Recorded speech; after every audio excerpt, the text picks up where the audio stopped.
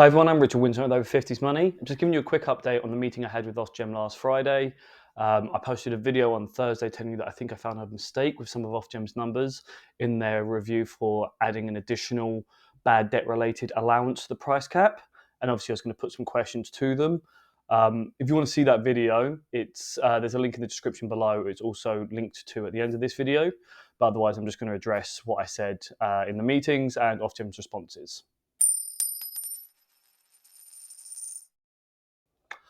So if you did watch that video, obviously you would have seen this table that's on the screen now, this bar graph. And I pointed out that I think they've used cap period 10B's figures in this graph for cap period 10A, and that's why the allowance bar was so small. I obviously asked Ofgem about that. Their response was that they haven't used the wrong figures. What's happened there, the reason the allowance is so much lower than the two previous cap figures is the timing of the year. So it's the usage is what's caused the massive drop there. So whilst the two previous periods were from October to December and then January through to March, 10A was from April through to June. So not only had the price cap come down, and therefore the amount of allowance per unit brought down, but there was also less units being used. There was lower usage, and that's what's brought the allowance down so far. My response to that was that if usage has come down so dramatically to bring the allowance down so dramatically, I don't understand why the predicted bad debt cost has gone up to its highest ever point. If the usage has come down, then the bad debt for that period should have come down.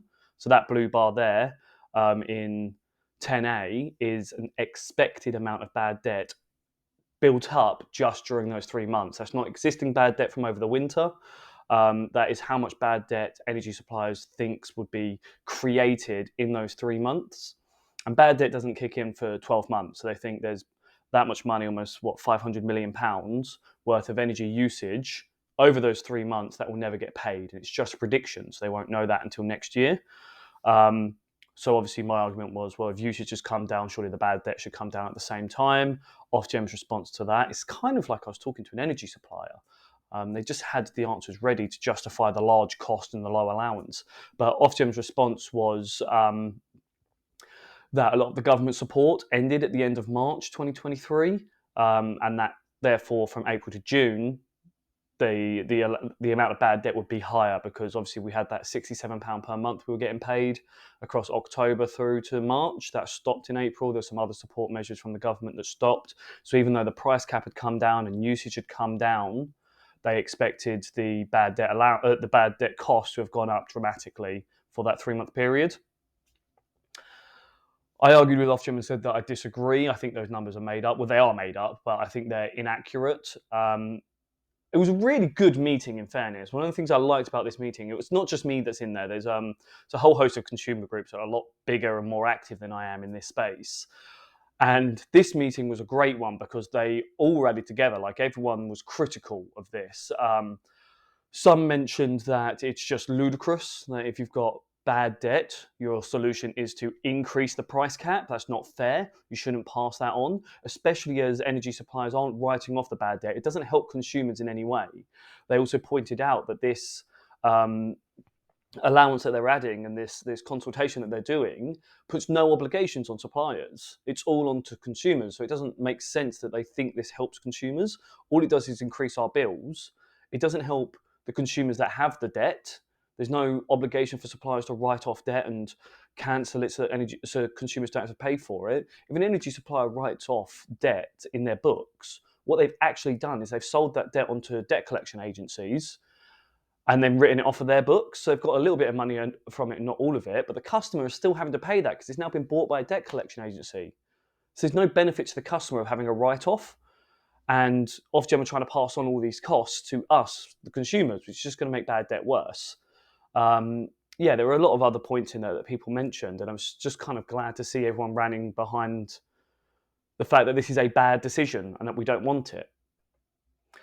Other points that were mentioned in the meeting that I think were great, I was glad that other people brought them up even before I did, so I jumped on board and supported them, obviously, and gave my points across. But the moratorium on involuntary prepayment meters, so that ban that's been in place since early 2023, Ofgem are looking to pass on the cost of that onto consumers. And again, all of the consumer groups and charities that are in this call agreed that that is ridiculous. The energy suppliers were banned from forcibly fitting prepayment meters because they were breaking the law beforehand. They were doing it illegally and forcing their way into vulnerable people's homes, or hiring companies that forced their way into vulnerable people's homes and force fitting these meters when they had no right to.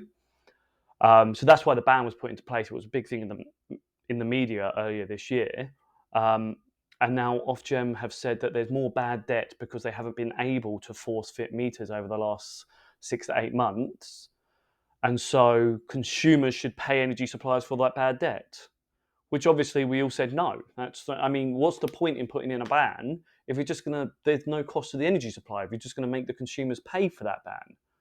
Like, the energy supplier needs to take a financial hit to understand that breaking the rules has consequences. Otherwise, you're setting a precedent for like big six energy suppliers to break the rules whenever they want. They can weather the storm of having a short-term ban put in place for less than a year, and they know they'll get their money back later next year anyway when you increase the price cap again to cover the costs. So that was obviously brought up by the consumer groups. Overall, I think it was a positive meeting because we all got to put across our disdain for this consultation. And I think Ofgem got the message that none of us want it. And I'm really hoping that the written responses that we post to Ofgem will get across the point that we don't want this consultation, and hopefully they'll pay attention and they'll listen. I'm not personally convinced that there's any problems with the bad debt being built up. I think these numbers have been made up by energy suppliers to get an extra allowance in there. One thing you should be aware of is some of the options in this consultation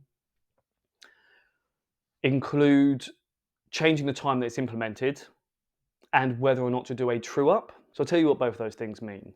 So the first thing to note there is that Ofgem are looking to implement this new allowance from April 2024.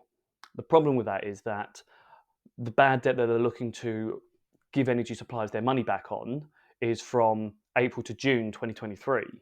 And we won't know how much of that is bad debt until at least after June 2024, so July 2024 at the earliest, because it's not bad debt until after a year after it's not been paid. So Ofgem are effectively using the predictive numbers that energy suppliers have given to decide on how much to charge extra to customers. And that in itself is dangerous because it could be wrong. But this is where the option of a true up comes. So Ofgem's three suggestions are: start the allowance in April 2024 and do a true up later on down the line, maybe a year later. So they'll look back and they'll go, oh, the actual cost was this. With the additional allowance, your allowances were this.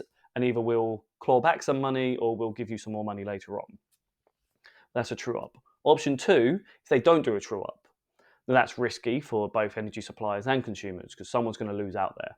Either this new additional allowance is an over allowance on what they're aiming to give energy suppliers, in which case we miss out, or it's an under allowance and energy suppliers have a bit of extra cost that they didn't want to handle themselves. So they're hoping Ofgem were going to get covered by consumers.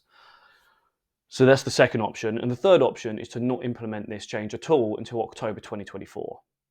Now, I was clear with Ofgem that I do not like this consultation at all, and I don't think it's necessary. I think we should scrap the whole idea. But if you're going to do it, start it from October 2024. If this is a backward-facing allowance to give energy suppliers money back that they've lost because Ofgem think they need it, which I disagree with, but if that's the purpose, to give back money that they've spent, then find out how much money they've spent and give that back. Don't do it on predictive numbers early. There's no need for that. We don't know how much money they're going to have spent or lost to bad debt, and we won't know that until at the earliest July 2024. So implement it in October once you find out the actual costs, and then you get rid of all of the necessity for a true up process, which is just extra admin work inside Ofgem. It takes more time for both Ofgem and the energy suppliers, and it means there's a chance that we're going to be out of pocket one way or another. If you're going to do it on the actual cost, but I'd rather it wasn't done at all and don't increase costs for consumers. That's everything I have on this. You may be wondering where my answers are to the questions on this bad debt consultation. I'm halfway through writing them, a little over halfway through writing them. I'll have them posted tomorrow afternoon. and I'll post them to the petition and do a little quick video. I'm going to try and keep it under like 4 or 5 minutes, just to talk you through my answers, talk you through the questions, talk you through the answers, so you know what I've said. And then if you agree with it, send it on. As always, I'll give you the instructions, where to send it, the deadlines, all of that, as well as my response, for you to either copy, edit, alter, or just completely disagree with. Whatever your view is, send it on to Ofgem, let them know, because that's the only way Ofgem's going to make any decisions, is if they know what everyone wants. They get a well-rounded view of what's best for society. That's everything from me. I'm Richard Winchester with Over 50s Money. Please subscribe to our YouTube channel by clicking in the bottom right-hand corner. Turn on notifications, like this video, share it around, and all of that stuff. Thank you.